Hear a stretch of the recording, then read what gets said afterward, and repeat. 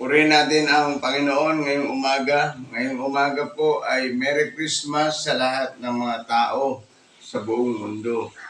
Purihin natin ang Panginoon sapagkat ngayon ang tinagurian ng ating bansa o ng buong bansa nakapanganakan ng ating Panginoong Jesucristo. Bagaman ito ay hindi talaga December 25, pero yun ang ninais ng gobyerno natin na December 25 ganapin ang kapanganakan ng ating Panginoon.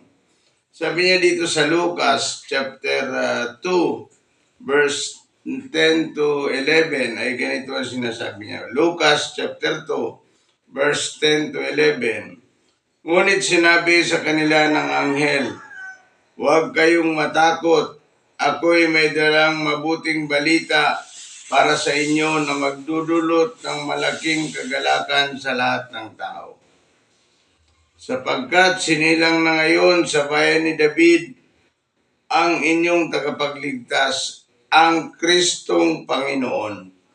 Ito po yung mabuting balitang dala ng anghel sa mga pastol, na yung mga nakaunang makarinig at makakita ng pagsilang ng ating Panginoong Jesucristo sa sabsaban ay ang mga pastol.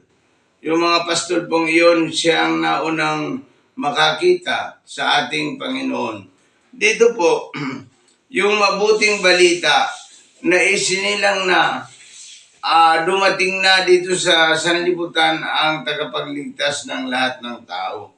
Si Jesucristo po ang tagapagligtas. Kaya sabi niya sa John 3:16, "Gayon na lamang ang pag-ibig ng Diyos sa sanlibutan, kaya ibinigay niya ang kanyang kaisa-isang anak upang sino man sa kanya sumampalataya ay hindi na mapahamak, kundi magkaroon ng buhay na walang hanggan." Ito yung pangako ng Diyos sa atin. Ito ngayon, oras na para magsisi tayo at tumalikod sa kasalanan at sampalatayan na natin si Kristo bilang Panginoon at sariling tagapagligtas. Si Kristo po ay Diyos. Maliwanag yan.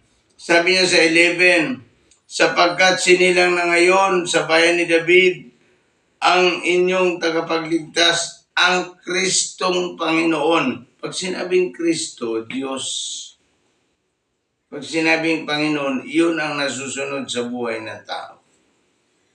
Kaya kung wala kayong Kristo sa inyong puso, hindi nyo tinanggap ang Panginoon bilang Panginoon at tagapagligtas ng inyong buhay, wala po kayong kaligtasan. Kaya ngayong umaga, magsaya tayo sapagkat sinilang na ang ating tagapagligtas. Mahigit ng 2,000 taon na siya ay sinilang. Pero sabi ng Panginoon, ito yung mabuting balita o yung magandang balita na hindi naluluma. Yun yung tinatawag nating good news. Nagpapakita lamang na ang isinilang ay Diyos.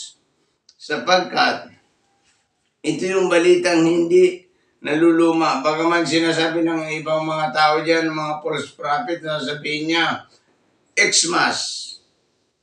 Pinalitan ng Kristo, yung Kristo pinalitan ng Xmas. Pero hindi pa rin po nababago ang diwa ng Pasko. Sapagkat ang diwa ng Pasko, binigyan ang tao ng pag-asa.